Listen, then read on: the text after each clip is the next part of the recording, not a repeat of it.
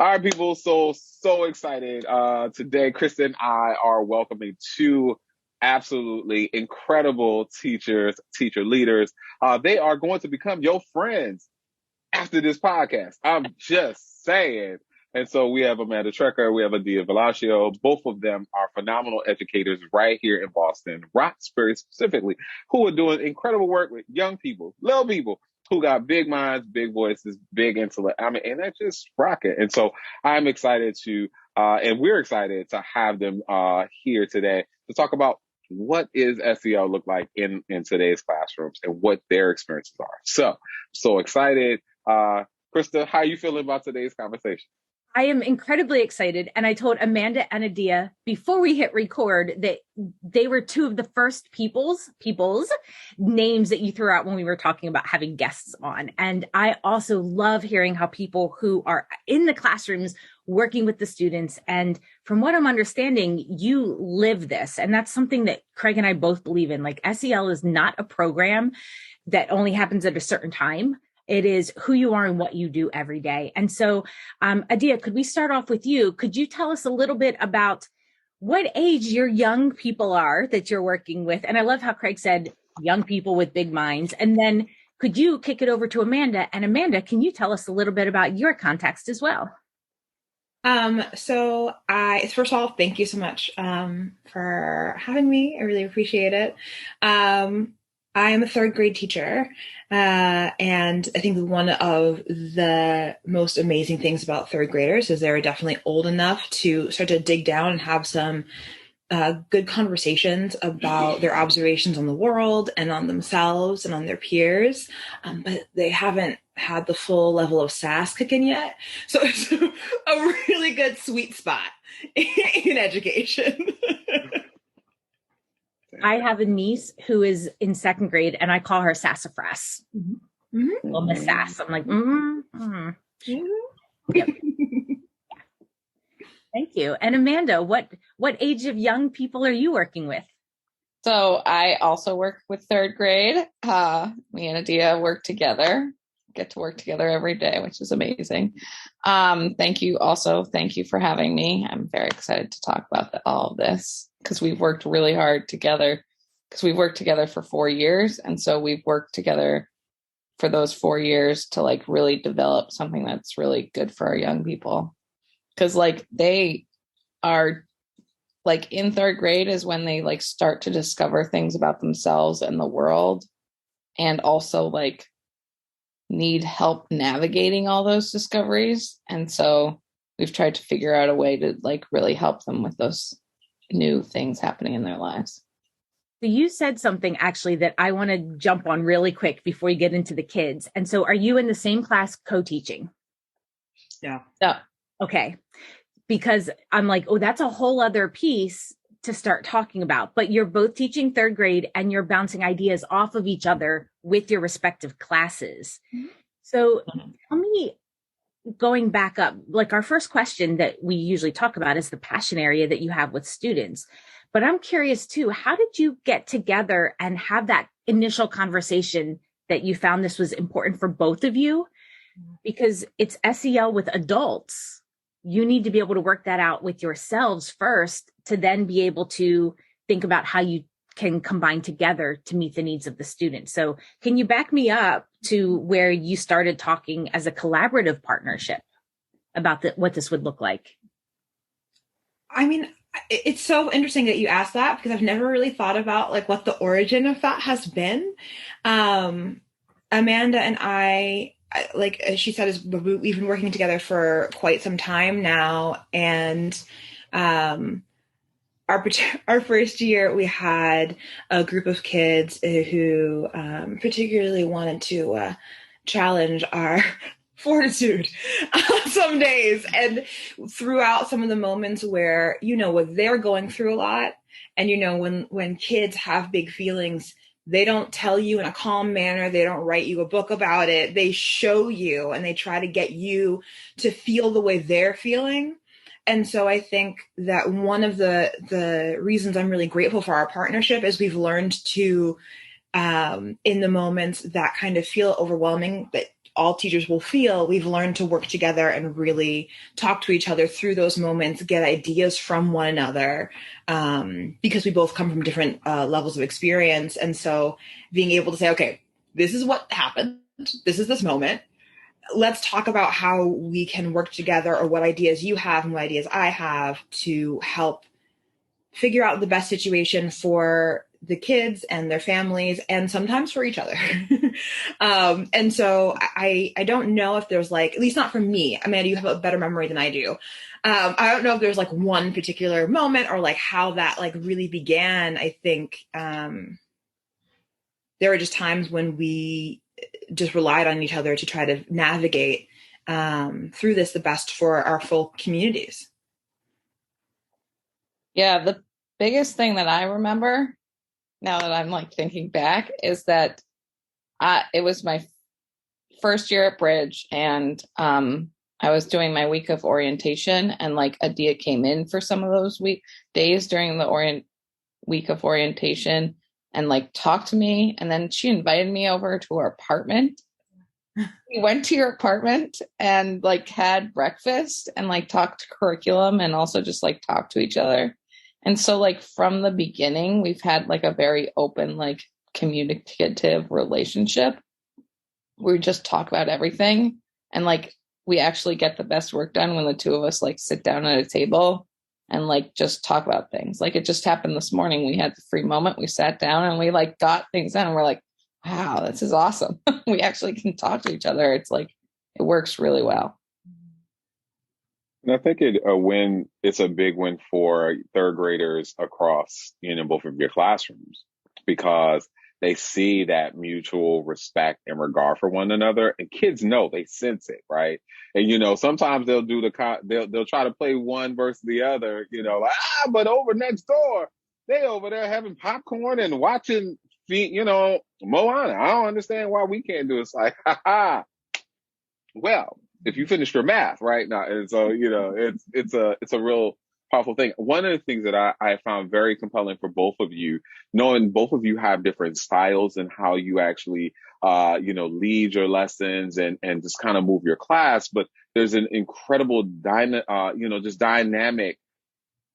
collaboration and creativity that I've seen you both have, no matter when I walk from one classroom to the next, that there is an incredible synergy across both classrooms. It's clear that the two of you are being very thoughtful about the whole child and what each young heart and mind may need, even when they're blaring out in all these nutty ways. And so I guess I'm curious, when you're thinking about kicking off the day, again, how do you have those conversations about what has worked and has not worked in regards to just, again, kicking off the day and setting the tone for the young people you serve?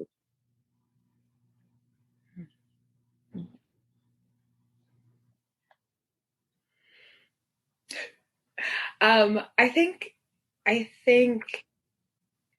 it's such an interesting thing, because I think teaching at times can be the most complicated dance you can ever do, right? It's a way of really trying to make sure that your community is succeeding and thriving, but also that each individual kid feels like heard and understood, and feels like they have a space where they can express themselves safely. And so for me,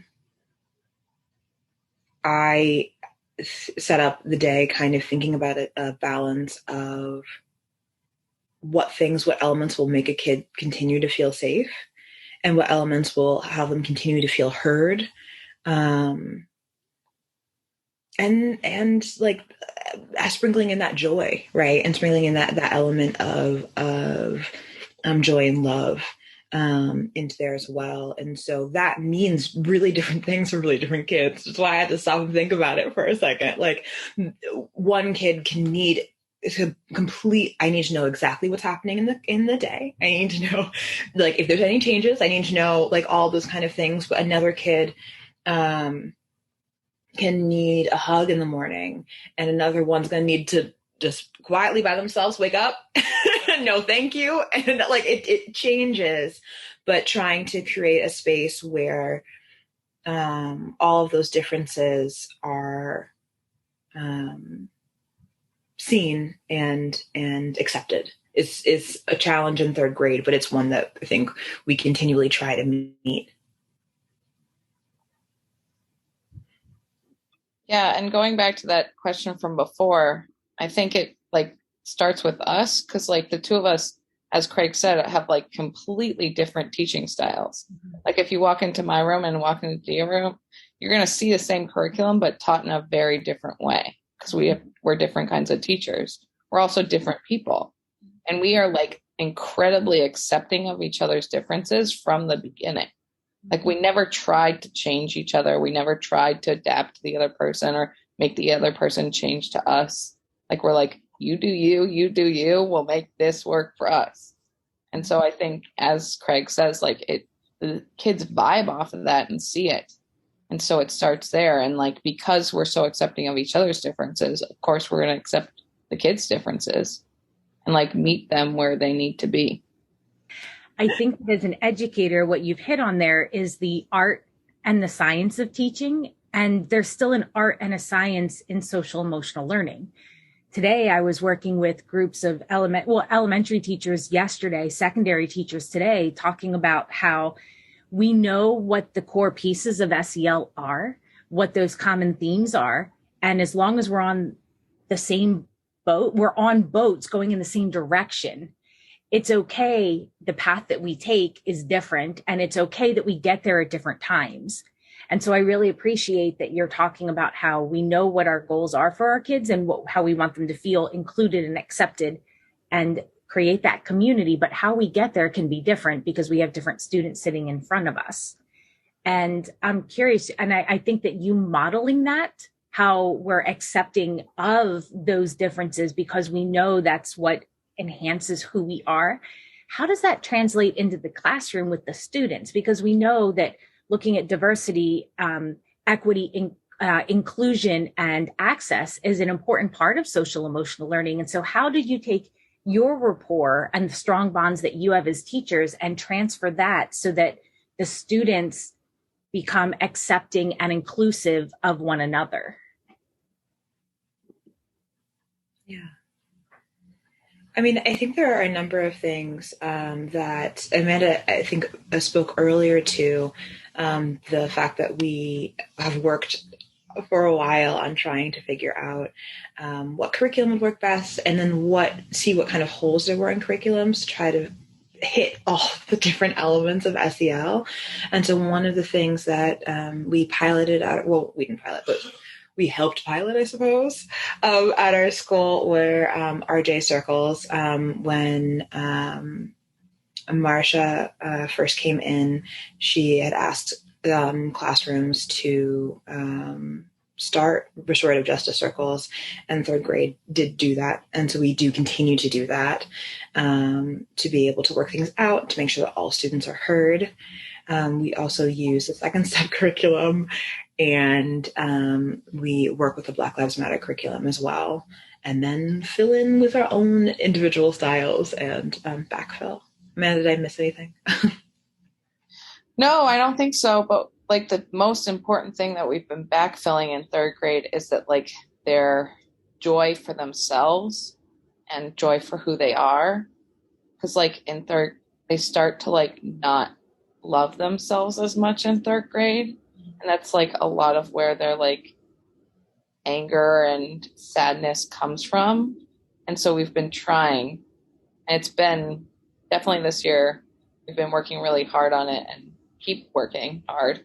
But it's where a lot of our kids are like, their anger and sadness comes from and all of their feelings. And so we're trying to figure out a way to like have them be proud of themselves. Yeah. Yeah. I know. Oh, go ahead, Adia. Oh, no, I was thinking we did our circle today that we did was on like what makes you feel proud of being you, and what have you done to make you feel proud of yourself. And then we did compliments for each other so they could hear things that they've been working on echoed back throughout their community. And it is a beautiful thing. But I also think it's interesting that in most SEL curriculums that we have looked through, including like Black Lives Matter and Second Step and a bunch of them, it talks often about like, how can I be a better community member to somebody else? How can I be a better listener? How can I be a better, be more respectful to others? How can I, not be a bully or not be a bystander? It's like, how can I fill all of these different roles? But I think something that's really just true about human nature is when I'm not feeling good about myself and that day and that week or that whatever, like when I am struggling to see the beauty in my own self-image, then it's much harder for me to contribute positively to the community. There's not a way that avenue to get from yourself to your community is easier if you haven't built up yourself and understood the goodness and like the light that you have within yourself. And like, if you don't teach kids to identify those things, I mean, like, listen, fully grown adult, I'm still working on these things. If we can like try to put these things in kids now so that they're not having to rely on, and that's what Amanda was referring to, like third grade, they start to try to figure out like what group they're in, what's my clique, what's my group, what's my like tribe, where do I belong? And when you try to fit yourself in without like first identifying who you are, and like, I mean, I love them and I love the beginning of third grade, second grade, first grade.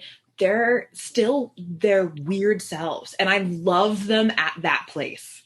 Do you know what I mean? I'm like, you are still totally you. You're not trying to do anything else. Like if you're going to walk on your tiptoes, girl, walk on your tiptoes. If you're going to like slide into the class, like however you're going to do you, like do it. And then you start to see them throughout the year start to change. And around that same time is when the bullying starts too. Because they figure out, oh, this is my in group, so that's my out group. And I don't want to be excluded. So let me figure out how to push away.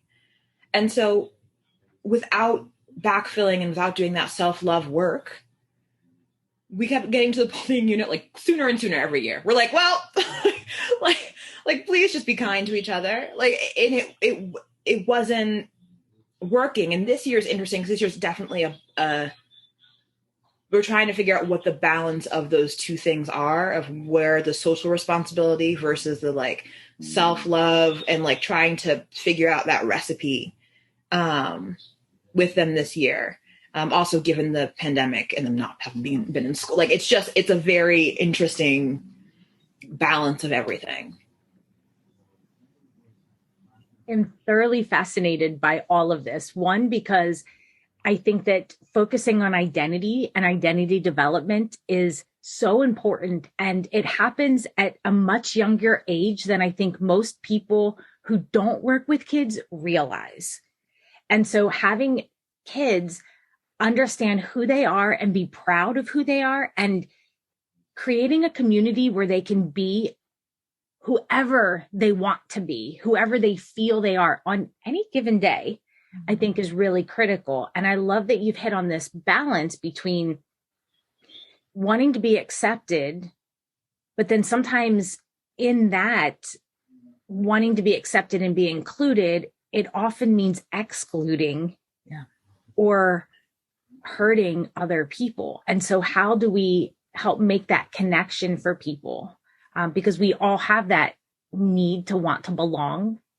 And so sometimes our need to belong means that we're excluding other people. And so one of the things you mentioned is really focusing in on teaching kids about that. And you mentioned the circles and having them be proud and share who they are. I'd love to hear other strategies. And I think that other people might as well. And I don't mean to put you on the spot here, but I'd love if you could give some advice to people, other teachers who really want to create that environment of where people can be proud of who they are and accepting of everybody else.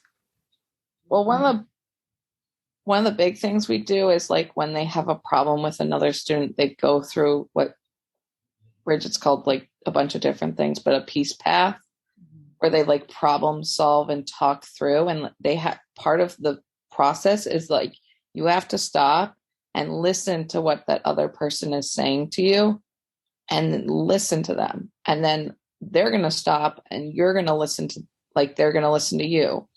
And I think that starts the process of kind of accepting each other, because they have to not, like, they can't get in their own way. They can't, like, interrupt. That's, like, not how it works. Like, they're going to stop and listen to the other person, even though they just had a conflict with them. And I think that's a huge part that helps. We also, like, try to do morning meeting every morning. So we get together as a class and, like, sit down and, like, greet each other and play a game together and, like, may do some second step and talk about these SEL stuff. But, like, we, like, look each other in the eye, we say hello, we, like, all sit down, we start our day in that way. And I think that helps. So those are two pieces that help our kids. Yeah. Yeah. I mean, I also think in terms of, like, regulation, there also are ways. So, like, there's definitely teaching kids to be accepting and all of that, but there's also teaching kids to identify each other's moods. It's like a part of the greeting that the one that I do probably the most often is the kids will stand up and they'll say, you know, good morning. And they'll say, you know, back, good morning, Adia, or good morning, Miss Vellaccio. And then I'll say, today I'm feeling, and I just have the moment to act it out. And other people have to try to identify what it is that person is feeling. And then we'll try to sometimes, if we have an extension to it, think, okay, well, what do you think are some things that we can do? You can ask them, like, what can we do to make you feel a little bit better? And sometimes, like, I need to go to calm down for a few minutes, or I need to wake up. A lot of the ones in the morning are just like, I'm tired, I need to wake up.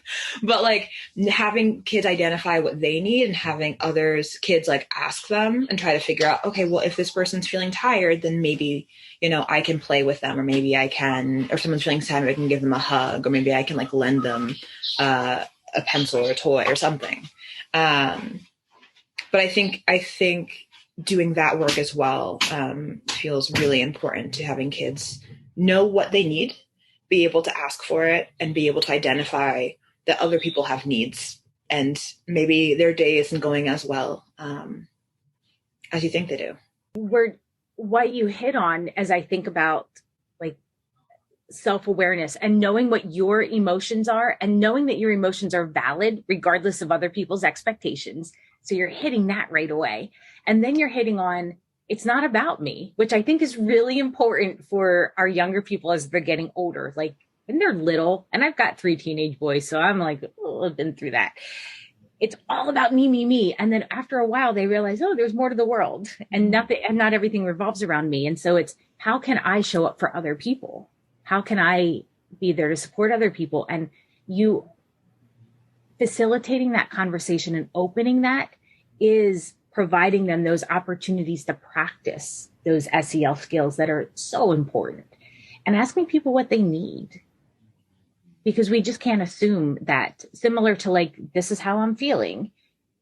Let's try to guess that, because we all show up that way in different ways. And Amanda, too, what you said about listening, I still struggle with that sometimes, especially when it hits a core value of mine. Like, my sons and I will talk, I'm like, what? And I've interrupted, and then I've gone back and said, I'm sorry. I need to be a better just listener. And just pulling that in is important. And the fact that you're working explicitly with these young people who have big minds, Craig, and I agree, just is fabulous. Yeah, I would say in having the pleasure of being able to visit both Adia and Amanda in action, it's important for young people to be metacognitive and really think about, their own feelings, how they're showing up in spaces, and also how is it actually experienced by their friends, their peers, the other adults, and where are there opportunities for the young people to actually have the conversations about them? Because many times parents are busy. They're like, look, it's more than just you. Here, there are several of you around. In some cases, there might be 3 or 4. Our school community has scores of siblings. So it's not generally just one young soul. There's multiple souls there. but having the conversation about how do you read the space and understand, like, yes, I understand I have feelings and you have feelings too. And these are big feelings that you're expressing in these ways. But how is that then received? Are people seeing you for your feelings? Are they thinking you're a good friend? How does that show up? And how do you translate that at home? When mom or grandma, uncle or auntie are expressing themselves as well, are you able to understand that? How do you utilize skills that are happening at school to take them home? And then teach your mom, teach your dad, teach your nana, your grandma, teach the after school person who you see in the afternoon. Like, this is how I am trying to manage my feelings and, experience agency, which is super important for them. And I think it makes them better human beings as they get older, if they're able to start naming things and then be able to have conversations, not just with themselves, but with others, about how do I navigate this crazy world that we're in. For teachers who are just entering into what can this look like in my classroom, can you offer any advice or maybe a starting point for them, where maybe they're like, oh my gosh, no, I need to hit this curriculum, or I don't know how to manage or how to have conversations around these these big feelings that they're having. What advice or what would you give them as a takeaway, where they could kind of tiptoe into this a little bit in their classrooms with their students? I think the advice that I would give is to not be afraid to pause. And the moment that I started laughing was because the first class, I had to pause. Like there were things that were happening that I was like, no, I understand that we have to do X, Y, and Z. And we didn't have the circle up language at that point in time, but we had our circles because we needed to have ours. We had to have moments where it's like everyone, we're going to come sit on the rug and we're going to discuss this moment. And that, I think the tension that I had felt, and sometimes still do feel around things like MCAS, which is the whole thing I could go off about a whole nother time. But some of the tension that is felt is like, I need to make sure that I have them, that I'm doing a really good job, and that my kids are getting to a really good place, and that they're feeling solid, and that I'm handing them off to the next grade, with all of the tools and all of the knowledge I can potentially pour into them. I want them to have all of it, with this feeling of, I don't know. I think there's also that worry of I'm worried about giving up some of the I can't think of a good word for it, giving up some of the control or the rhythm of it. Yeah. But actually the times when you pause, you actually gain that. It's a really interesting switch. The times when you pause, it's not control that you gain, but it's respect that you gain. And it's just so much better than feeling I have to have everything all together. Feeling like I actually have kids who are going to come back and who are going to talk to me about things. We're going to, as I think happened to Amanda earlier today, who are going to, after a tough moment, come back and run into the classroom just to give me a hug. And they're going to come back and have those moments, because you are going to listen to them and going to pause and really talk to them about how they're feeling in those moments. And even, do a little bit battle with them, dance a little bit back and forth with their feelings versus what the reality of the situation is, or even your feelings. But I guess, don't be afraid to pause, because you will gain that respect in those relationships in the pause. That will actually help you be able to do better work. There's a soundbite moment, mic drop, yes. And what you let go of and control, you gain in respect. And that's the rapport building and the trust, that foundation. Yeah. Yeah, I would just quickly add that the way that what Dia just shared is super important to be able to pause, but you have to build the routines and you have to build the relationship. So you have to do that work up front. You are able to pause when you have built solid routines and young people know this is how we build, this is our community, this is our family, this is how we do what we do.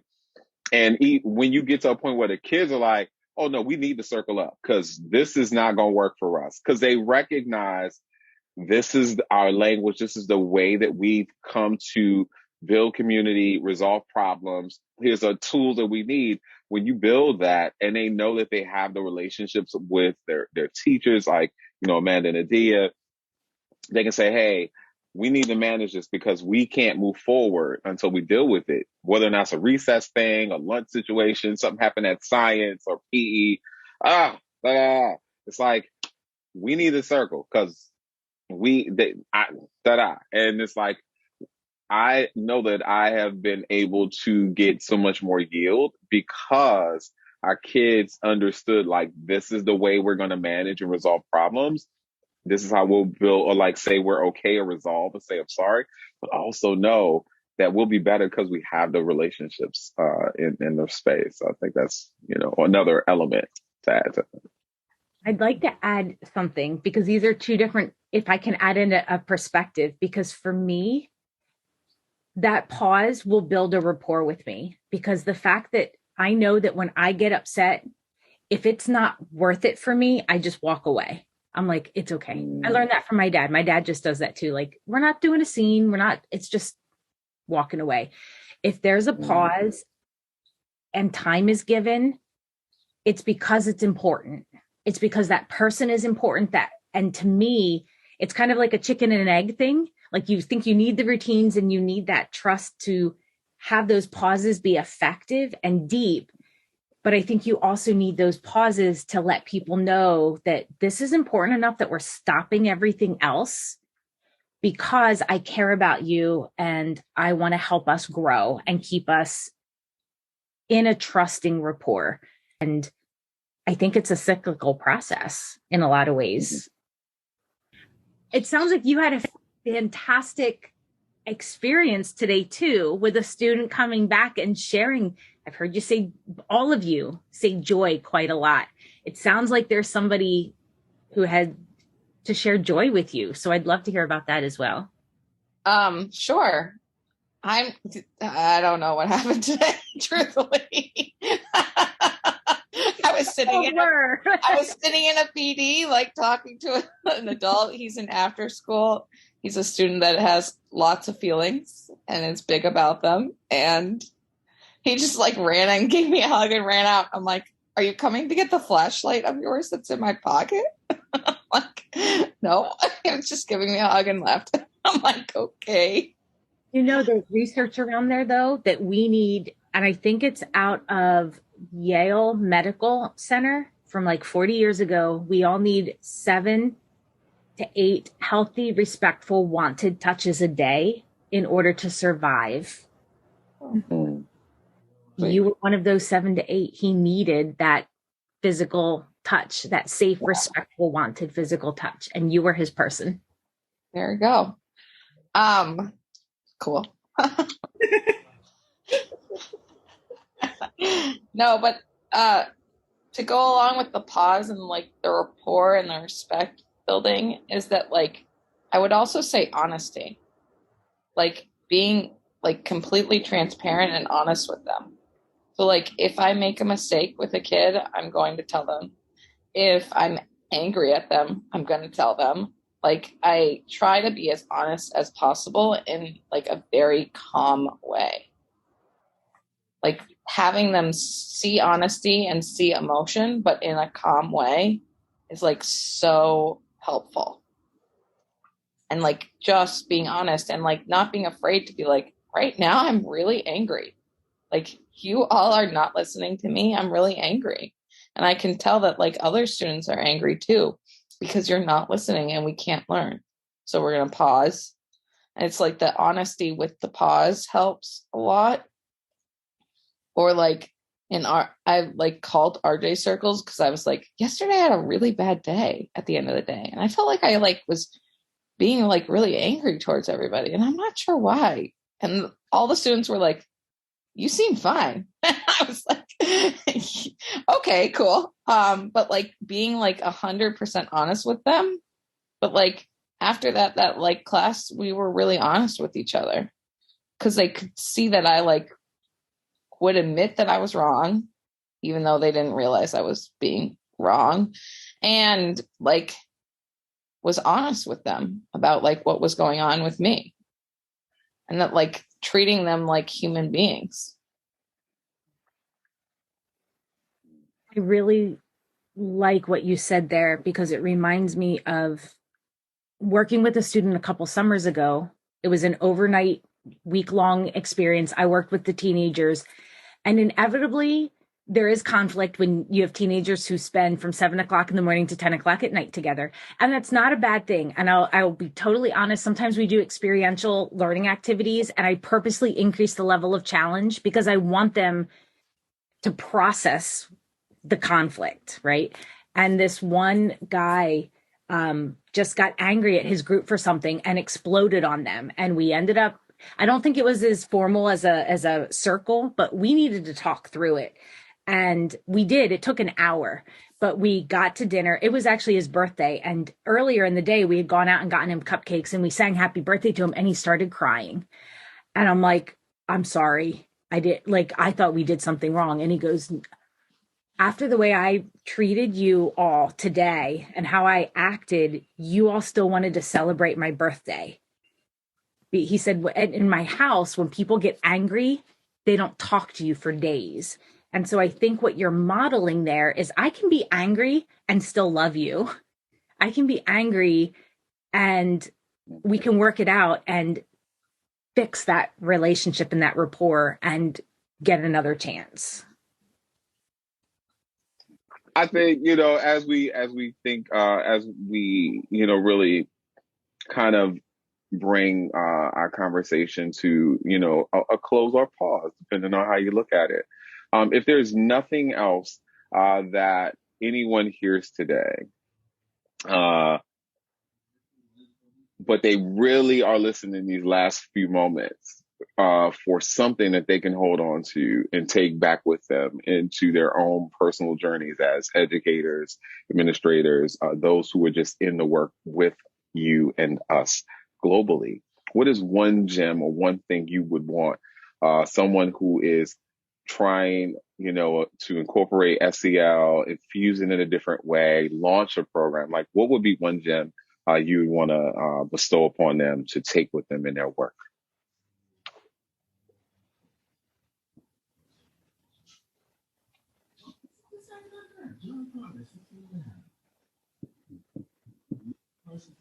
I think for me, is that the small things matter. And the small things really deeply matter. And so I think if you're thinking, I really want to start a whole curriculum, I need to look at it all, I need to follow it all to the T, I need to, and maybe I'll look at it this summer and I'll start it next year, the whole thing, you can start tomorrow. But with the smallest of things, right? So like you can start with a check-in at the beginning of your class. How are you feeling? Or you can start by teaching them breathing exercises, which can take a few minutes. You can give a reflection sheet, which is truly just like a worksheet about how am I feeling? How can I get back into, when we do zones regulations, but how can I get back into my good space? How can I get back into the green zone? Like, we have given them, in previous years, little like personal boxes of things to help them focus and feel better to have at their seats. So like little notebooks or little, like there are small things that you can give them, small tools you can give them to either write down their feelings or to take a breath, or to take a moment, or to praise one another.